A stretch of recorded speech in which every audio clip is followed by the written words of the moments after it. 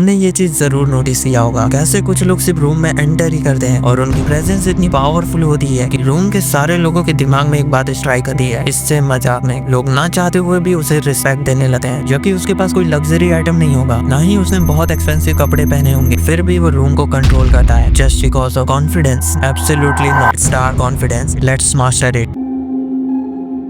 Dark confidence normal confidence से कैसे अलग होता है? नॉर्मल कॉन्फिडेंस में तुम इजीली सबसे बात कर लेते हो, पॉजिटिव माइंडसेट से रहते हो और तुम अपने थॉट्स एंड फीलिंग को इजीली एक्सप्रेस कर लेते हो। वहीं डार्क कॉन्फिडेंस में एक्सप्रेस की जगह होता है इम्पैक्ट। तुम कम बोलते हो लेकिन उसका इम्पैक्ट बहुत ज्यादा होता है। तुम्हें अपने पावर्स एंड एबिलिटी का शो ऑफ नहीं करना पड़ता है, तुम्हारी प्रेजेंस ही उस माहौल में इम्पैक्ट क्रिएट करती है। और इसके साथ तुम कोई खुली किताब नहीं होते, तो तुम सिचुएशन को ऑब्जर्व करके स्ट्रेटेजिकली रिएक्ट करते हो। So how to achieve it? तुमने ये कभी ना कभी ऑब्जर्व किया होगा, जब 5-6 लोगों का एक ग्रुप होता है तो उसमें कोई ना तो कोई एक ऐसा बंदा होता है जो फालतू की चीजें कर रहा होता है जिससे उसे अटेंशन मिल जाए। ऐसा इसलिए होता है क्योंकि बहुत से लोग साइलेंस से डरते हैं। उन्हें ऐसा लगता है अगर वो साइलेंट रहेंगे तो वो ग्रुप में से गायब हो जाएंगे, इसलिए वो बहुत सी फालतू चीजें करते हैं जिससे उनका मजाक बन जाता है, जिससे उनकी वॉइस पावर एंड इम्पैक्ट को खो देती है, जिससे वो अगर कुछ बोलेगा तो उसका इम्पैक्ट नहीं होने वाला। तो ये तुम्हारे साथ ना हो, सबसे पहले साइलेंट को एक्सेप्ट करो जिससे तुम खुद को शांत रख पाओगे। फिर तुम स्टार्ट करो ये ऑब्जर्व करना कि लोग क्या कह रहे हैं। अगर टॉपिक तुम्हारे लिए रेलिवेंट है और तुम उसमें कोई वैल्यू ऐड कर सकते हो तभी बोलना, तो चुपचाप सुनते रहो। और ऐसा कुछ नहीं होता कि तुम उस ग्रुप में खो जाओगे। ये बात हमेशा याद रखना कि तुम हर कॉन्वर्सेशन को डोमिनेट नहीं करते, क्योंकि अगर तुम फर्जी ज्ञान बांटने लग गए तो तुम अपनी वैल्यू को खो दोगे। लेकिन वहीं अगर तुम सिर्फ वैल्यूएबल चीज बोलोगे तो तुम्हारी पर्सनैलिटी वैसी बन जाएगी। एंड लोगों के दिमाग में ये आता है जब भी ये बंदा कुछ बोलेगा तो वो हमेशा वैल्यूएबल होगा, जिससे वो तुम्हें गौर से सुनेंगे।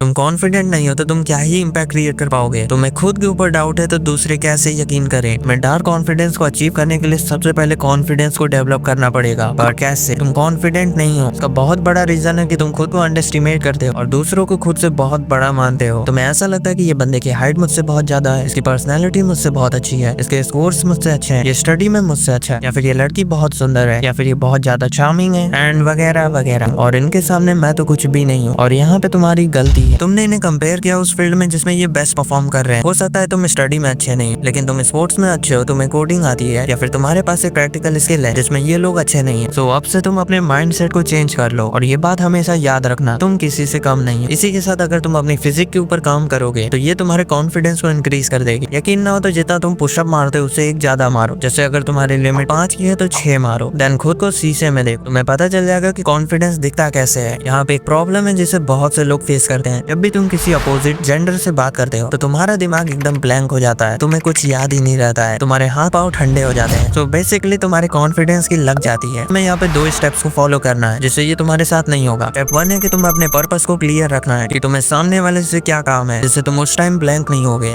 सेकंड स्टेप इज तुम्हें छोटी छोटी कन्वर्सेशंस करनी है। जैसे तुम अगर स्कूल में हो, तुम्हें अपोजिट जेंडर से पेन या नोटबुक मांगनी है और इसी तरह की छोटी छोटी कन्वर्सेशंस करनी है। या फिर तुम किसी से टाइम भी पूछ सकते हो, जिससे तुम धीरे धीरे अपोजिट जेंडर से फैमिलियर हो जाओगे। तो मैं तुम्हें चैलेंज देता हूँ, तुम अगर स्कूल में हो तो कल जाके तुम्हें किसी अपोजिट जेंडर से नोटबुक मांगनी है, और अगर तुम बॉयज स्कूल में हो तो तुम्हें स्ट्रीट पे जाके किसी अपोजिट जेंडर से टाइम पूछना है। और डरना मत कि तुम्हें गोली से उड़ा देगा। और फिर तुम मुझे इंस्टाग्राम पे शेयर करना कि तुमने उस समय क्या फील किया। कम्युनिकेशन स्किल को तुम्हें मास्टर करना पड़ेगा, तुम्हारे पास कोई और चारा नहीं है, क्योंकि डार्क कॉन्फिडेंस अपना पोटेंशियल तभी दिखा पाता है जब उसे यूज करने वाले ने कम्युनिकेशन को मास्टर किया हो। अच्छी कम्युनिकेशन करने के कुछ स्टेप्स होते हैं जो मैं तुम्हें बता देता हूँ। सबसे पहले तुम्हें जो थॉट्स या फिर इन्फॉर्मेशन डिलीवर करनी है वो सही होनी चाहिए। सब बिल्कुल नहीं होना चाहिए कि तुम कुछ गलत इन्फॉर्मेशन शेयर कर रहे हो जिससे तुम्हारी बेइज्जती हो जाए। और सेकंड, तुम्हें आई कॉन्टेक्ट बना के रखना है। Third is be a good listener, बोलने से पहले सुनना सीखो। Fourth is don't use fancy words, तुम्हें अपने कन्वर्सेशन में simple, clear and easily to understand words use करने हैं। ऐसा नहीं होना चाहिए कि तुम स्टाइल मारने के चक्कर में कोई फैंसी वर्ड बोल दो और लोगों को समझ में ही ना आए। फिफ्थ इज तुम्हें काम रहना है और बढ़ा के और तेजी से कुछ भी बोलोगे तो वो लोगों को समझ में नहीं आएगा। एंड सिक्स्थ इज प्रैक्टिस करो। कम्युनिकेशन एक सोशल स्किल, तो ये तुम्हें प्रैक्टिस से ही डेवलप करनी पड़ती है। और तुम्हें कॉन्फिडेंस भी रहना है। अगर तुम चाहते हो कि मैं इसके ऊपर एक डिटेल्ड वीडियो बनाऊं तो मुझे कमेंट करके जरूर बता देना।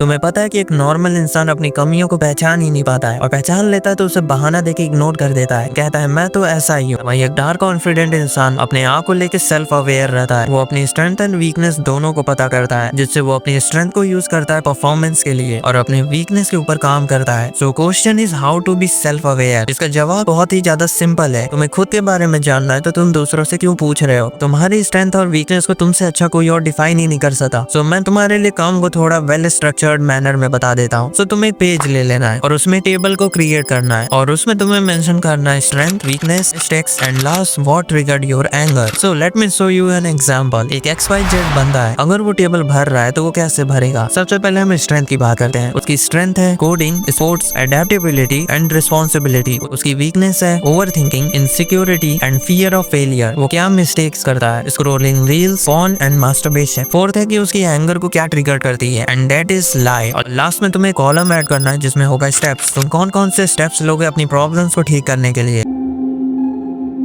तुम्हारे कुछ बोलने से पहले तुम्हारा अपीयरेंस ही इम्पैक्ट डालता है। जैसे एक बंदा जिसकी बॉडी लैंग्वेज एकदम खराब है, वहीं एक दूसरा बंदा जिसकी बॉडी लैंग्वेज बहुत अच्छी है। दोनों में से कौन डार्क कॉन्फिडेंस को बहुत अच्छे से इस्तेमाल कर सकता है? Of course second one. एक स्ट्रॉन्ग बॉडी लैंग्वेज तुम्हारे अपीयरेंस एंड इम्पैक्ट को 10x टाइम तक स्प्रेड करती है। बहुत से लोग अपने आप तुम्हारी तरफ अट्रैक्ट होने लगते हैं। तो तुम अपनी बॉडी लैंग्वेज को कैसे इंप्रूव कर सकते हो? सिंपली तुम्हें कुछ स्टेप्स को फॉलो करना है, जिसमें से पहला है तुम्हें एक स्ट्रेट पोस्चर में रहना है। तुम्हें देख के ऐसा न लगे कि बॉडी से आत्मा ही गायब है। तो तुम्हें अपने पोस्चर को स्ट्रेट रखना है जिससे लगे कि तुम वेल कंट्रोल्ड हो। सेकंड, तुम्हें एक स्ट्रॉन्ग आई कांटेक्ट बनाना है। वाला point communication and body language दोनों में ही था, क्योंकि बॉडी लैंग्वेज कम्युनिकेशन का ही पार्ट है, लेकिन मैं इसे थोड़ा डिटेल में एक्सप्लेन करना चाहता था, तो इसलिए मैंने इसे सेपरेट कर दिया। Third is control your hand movement. तुम्हें अपने हाथों को उतना ही मूव करना है जितने की जरूरत हो। Fourth is relax own self. अगर तुम रिलैक्स नहीं रहोगे तो तुम घबरा के गलतियां करोगे। इसके लिए तुम्हें मिरर के सामने जाना है, खुद को रिलैक्स करना है और इसके साथ तुम्हें डीप ब्रेथ की प्रैक्टिस करनी है, क्योंकि जब तुम गहरी सांसें लेते हो तो तुम्हारी बॉडी रिलैक्स होती है। डार्क कॉन्फिडेंस को अचीव करने के लिए जो चीज सबसे ज्यादा इंपॉर्टेंट है वो है इमोशन कंट्रोल। के बिना ये सारे मेथड्स की एफिशिएंसी बहुत कम है और तुम इसे सीख के इन सब मेथड को बहुत ही ज्यादा एफिशिएंटली यूज कर पाओगे। तो ये टॉपिक बहुत ही ज्यादा बड़ा है, तो मैंने इसके ऊपर ऑलरेडी एक वीडियो बना रखी है, तो तुम अपने इमोशन को कंट्रोल करने के लिए इस वीडियो को देख सकते हो। मिलते हैं नेक्स्ट वीडियो में। और हाँ, अगर तुम्हें कोई मैसेज करना है या फिर मुझसे कम्युनिकेट करना है, तुम इंस्टाग्राम पे मुझे मैसेज कर सकते हो।